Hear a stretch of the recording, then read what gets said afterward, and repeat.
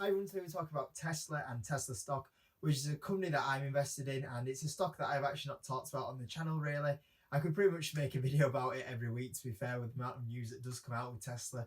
But today, I think a bigger news story did come out of Tesla, and that kind of led Tesla stock to drop quite a bit off the back of this news. And we're kind of going to go through the delivery numbers, which was the news that made the stock go down, and then talk about Tesla going forward as well, and how this kind of delivery number really affects the company and the stock going forward, and kind of my thoughts from there. So Tesla delivery miss. So Tesla delivered 97,000 cars, which wasn't too bad because the expectation I think was 98,000.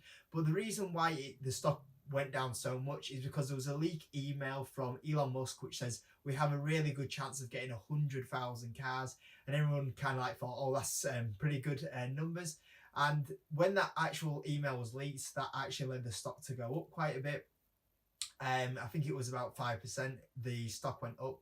And then the numbers came out and they were actually 3,000 below that mark. And it was only, I think, 1,000 below estimates. So it wasn't too bad overall. And let's not forget, the 97,000 was actually a record number of deliveries that Tesla had.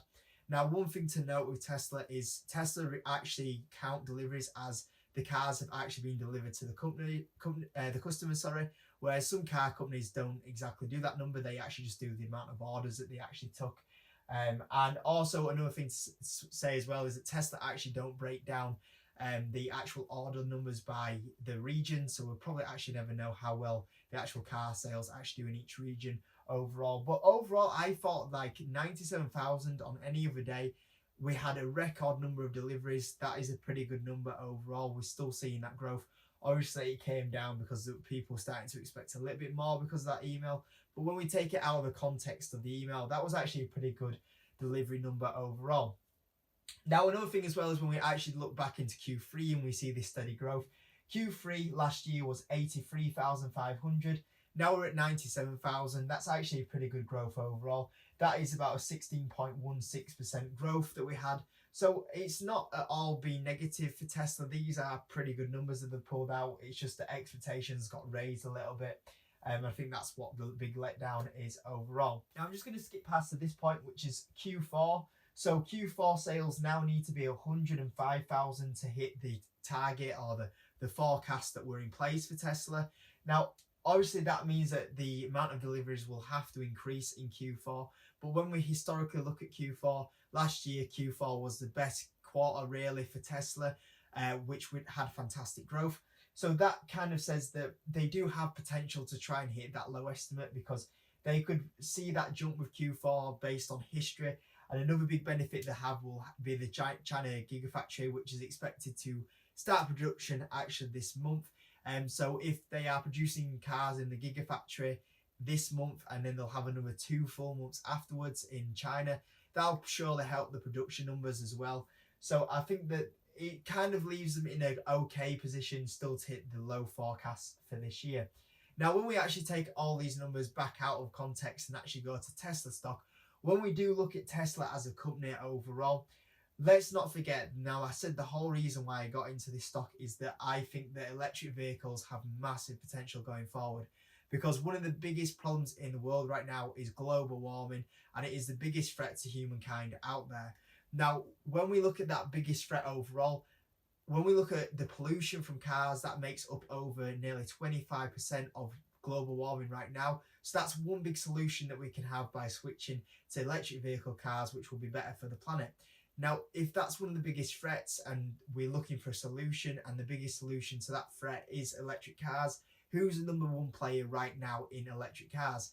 The answer for me is Tesla, because they are so far advanced compared to other countries. And as well as that, with the other extras that they have going on, that's really going to help them push to beat everyone else kind of trying to catch up to Tesla right now. And we look in their growth of sales, and the growth of delivery is fantastic, whereas a lot of other manufacturers kind of even haven't got their first production car of electric vehicles out. And a lot of their kind of, for example, General Motors, a lot of their factories are now shutting down, and they're really struggling compared to how Tesla are kind of increasing the amount of delivery of cars that they are doing right now. So the whole point of Tesla for me, why I invested in, was kind of how far advanced they are and the great market potential that they do have going forward right now compared to the other car manufacturers in its sector. And these 3 points here as well, I think are kind of 3 points for me, is that the Model Y is on its way, and I think that has so much potential for the US, bigger potential than what the Model 3 has.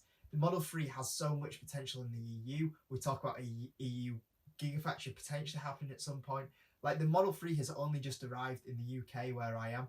So when we look at like it's not even been out here that long, that's really fantastic. We're seeing backlog of orders that are happening right now is growing as well for Tesla, which people said there was a demand shortage of. That was released in the delivery notes as well. And like I say, my last other point was the China Gigafactory. That's now open. That was a massive gain for Tesla, and that's surely going to help the numbers. And as well, with the China trade war that's going on and them being exempt from them tariffs overall will be fantastic for Tesla and their bottom lines for the actual profit that they're making. That will really help them overall. So for me, Tesla right now is, I think after these deliveries is in a good position. And like I say, I think the Q4 it's going to be close, but I think they do have potential to hit them analyst expectations right there.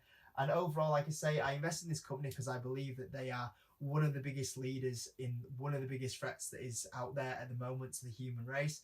So I think that is fantastic for Tesla, and also how diverse they're going in a lot of industries right now and a lot of what's coming up. You know, I've only put the Model Y here down, but the potential for when we actually have a electric truck on the way, and we also have a 4x4 on the way as well.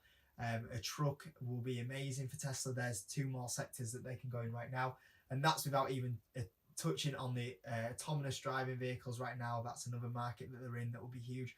So just from that, you can see there's so much potential with Tesla. And like I say, I got in this as kind of a bit of a spec play because they don't actually make money. But when I look at this company and I look at long-term investing, and I look at Tesla 2 to 5 years down the line, I feel like this company has just so much potential. And like I say, I got into the stock around 245, I think it was, something around there. You can find out in my video previously that I made about investing in Tesla, but that's when I got in. And to be honest with you, I would not sell probably for another 1 or 2 years at least. It would have to at least be high 300s for me to even consider if there was a massive jump.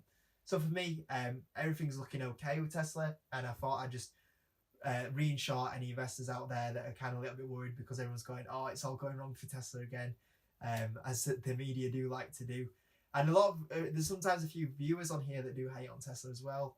So it does have a bit of a hate campaign against the stock. So I thought I'd make that video just to share my opinion on it. So I hope you enjoyed it. If you could give the video a like, that'd be amazing. Subscribe if you haven't subscribed on my channel yet. And I'll see you in the next video.